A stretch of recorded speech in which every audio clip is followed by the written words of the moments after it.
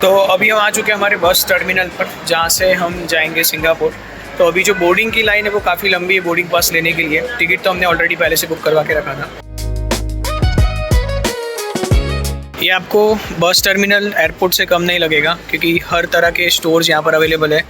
7-Eleven भी available है और उसी के साथ और भी काफ़ी सारी चीज़ें यहाँ पर अवेलेबल है। तो पहले जब हम यहाँ पर टर्मिनल में एंटर कर रहे थे तब ऐसा लगा कि हम लोग एयरपोर्ट आ गए, बट एक्चुअली ये बस टर्मिनल है।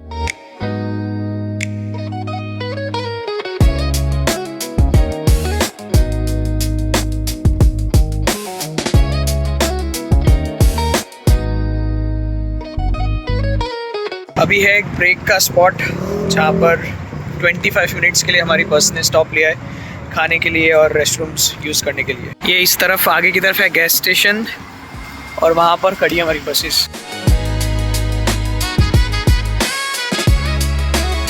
सिंगापुर के इमिग्रेशन में हमने पहले से ही डिजिटल अराइवल कार्ड फिलअप किया हुआ था, तो गए और डायरेक्टली गेट्स पर जाकर पासपोर्ट स्कैन किया, गेट्स ओपन हो गए और जो इमिग्रेशन है वो क्लियर हो गया और बस उसके बाद कस्टम्स में बैग स्कैन हुए और एग्ज़िट हो गया। तो काफ़ी स्मूथ इमिग्रेशन प्रोसेस रहा बाई रोड, यानी कि बाई बॉर्डर भी, मलेशिया टू सिंगापुर का। जो हमारी बस थी ये पूरी भरी हुई थी। यहाँ पर ये जो सीट्स खाली दिख रही है, ये इमिग्रेशन के बाद सारी सीट्स खाली हो गई, मतलब सिर्फ अभी 30% लोग होंगे ऊपर और नीचे मिला के। उसका रीज़न ये है कि बहुत सारे लोगों को इमिग्रेशन का जो सेंटर है वहाँ से उनका जो भी डेस्टिनेशन है वो बहुत नज़दीक पड़ता है, तो वो वहीं उतर जाते बैग्स वगैरह लेकर। और अब हम जाएंगे हमारा जो लास्ट स्टॉप है द प्लाज़ा करके, तो ये वाली बस अब द प्लाज़ा पे स्टॉप हो गई। कुछ लोग इमिग्रेशन पे ही उतर गए, इसीलिए ये पूरी बस अभी खाली है।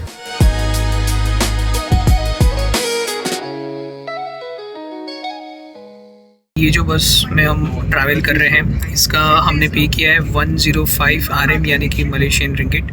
तो अप्रॉक्स इंडियन करेंसी में होता है लगभग 2300-2400 रुपये जैसा। और ये जर्नी लगभग होगी हमारी 6 घंटे की।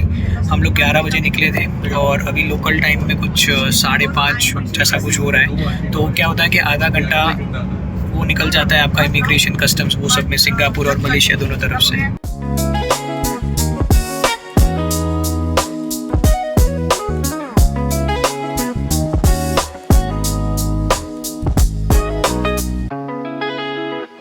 बज रहे शाम के 7:30 और कुछ खाने के लिए हम लोग निकले थे।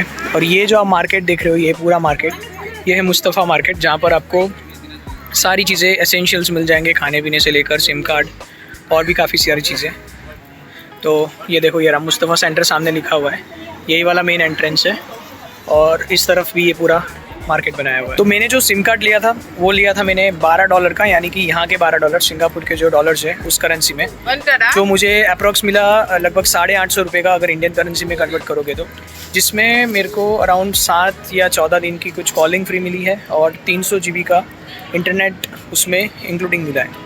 बट वैसे ही सिंगापुर में मैं 7 दिन से ज़्यादा हूँ नहीं, तो इतना काम लगेगा नहीं, बट उस टाइम पे अर्जेंट था इसलिए मैंने $12 का ले लिया। अभी हम और भी कुछ मोबाइल शॉप्स पे एक्सप्लोर कर रहे हैं मेरी मदर के लिए, जिनको सिम लेना है, तो छोटा वाला प्लान लेंगे तो $4 का प्लान भी यहाँ पे मिल जाएगा।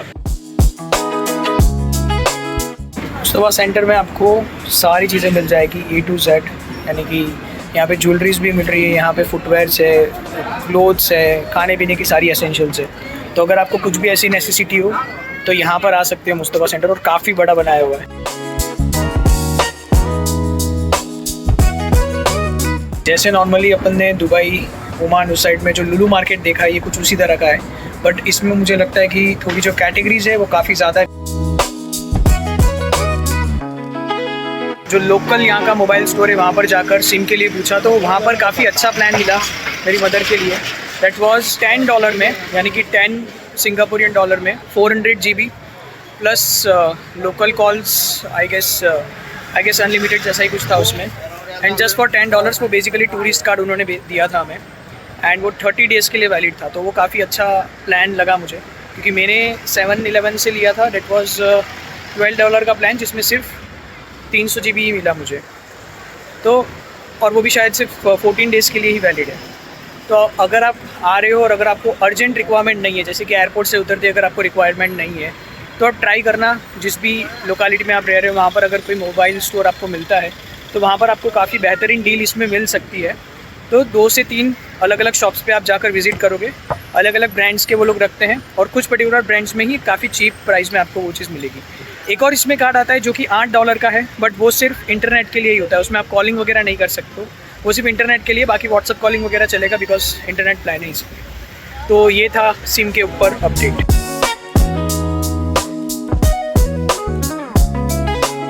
देखो जैसा कि मैंने पहले भी बताया था, मलेशिया में कि अभी चाइनीज़ न्यू ईयर चल रहा है, तो ये ऑलमोस्ट आई गेस इनके जो ओनर्स है वो शायद चाइनीज़ है, उस वजह से ये जितनी भी शॉप्स है आपको यहाँ पर बंद दिख रही है। और एक ना यहाँ पर काफ़ी सारी शॉप है इस तरफ भी जो बंद है। अब आते हैं खाने पीने के अपडेट के ऊपर। जैसा कि मलेशिया में मैंने बताया कि जहाँ पर हम लोग रुके थे इवन सिटी सेंटर था, बट वेज के ऑप्शंस काफ़ी कम अवेलेबल थे। यहाँ पर आपको बहुत सारे ऑप्शंस मिल जाएंगे वेज के, प्रॉपर प्योर वेज रेस्टोरेंट्स भी मिल जाएंगी, जैन फूड भी मिल जाएगा। तो कंपैरेटिवली देखा जाए तो मलेशिया के कंपैरिजन में यहाँ पर यानी कि सिंगापुर में आपको खाने के ऑप्शंस मिल जाएंगे। स्पेशली अगर आप वेज खाते हो, जैन फूड खाते हो, तो वो सारे ऑप्शंस इजीली मिल जाएंगे। प्लस यहाँ पर सारे क्यूजीन्स भी अवेलेबल है, पंजाबी, गुजराती और नॉर्थ साउथ के जो डिशेस वगैरह वो सारी चीज़ें आपको यहाँ पर मिल जाएंगी।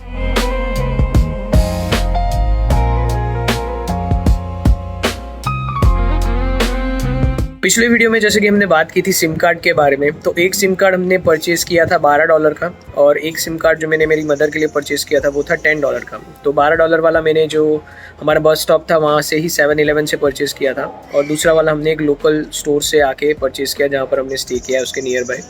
तो कंपैरेटिवली देखा जाए तो सिम कार्ड आपको काफ़ी अच्छी प्राइस में अच्छी फैसिलिटीज़ दे रहा है। बिकॉज जब हमने स्पेन विज़िट किया था तो स्पेन में लगभग था 35 यूरोज़ का, यानी ऑलमोस्ट 3500-3600 रुपये जैसा था, वो भी 30 दिन का, एंड उसमें लगभग 50 GB ही वहाँ पर मिल रहा था।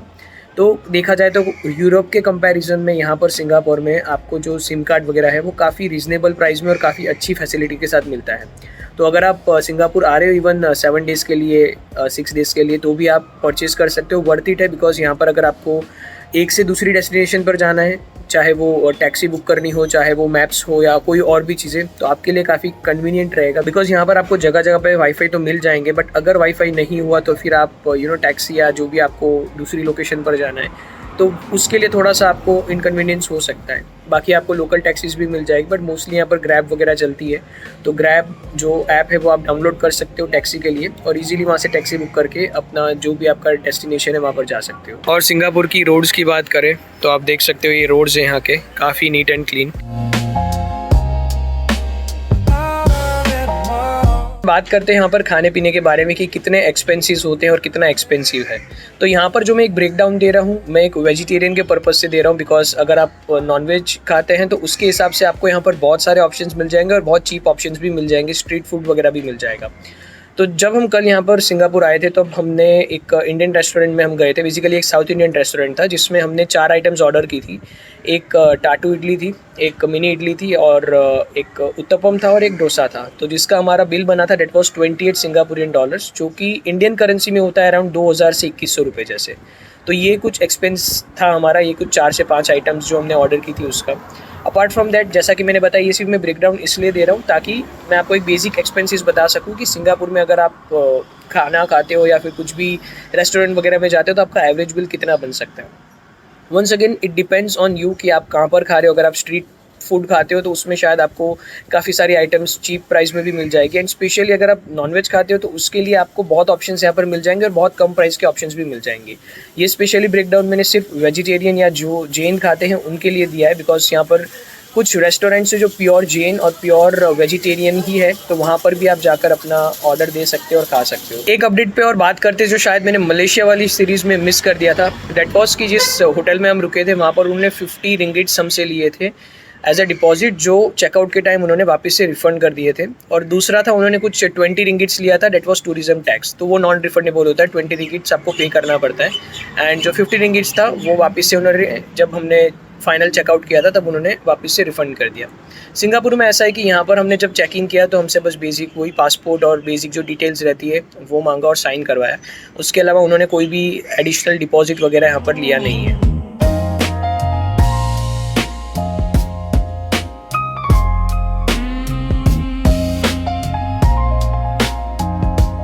नॉर्मली जो सिंगापुर में वेदर रहता है वो गर्म ही रहता है, तो अगर आप आ रहे हो तो मेक श्योर करना आप ऐसे शेड्स और उसी के साथ थोड़े कॉटन क्लोथ्स या वैसे फैब्रिक के क्लोथ्स ही लेकर आना जिसमें आपको गर्मी ज़्यादा ना लगे।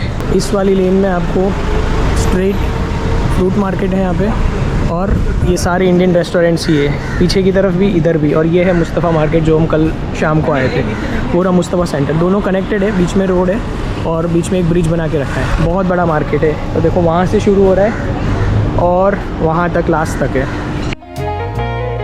तो अभी ये जो पीछे आपने होटल देखी थी, यहाँ पर अभी हमने थोड़ा सा लंच जैसा ही किया है, जिसमें हमारा बिल आया $18, यानी 18 सिंगापुर के जो डॉलर्स है वो करेंसी में।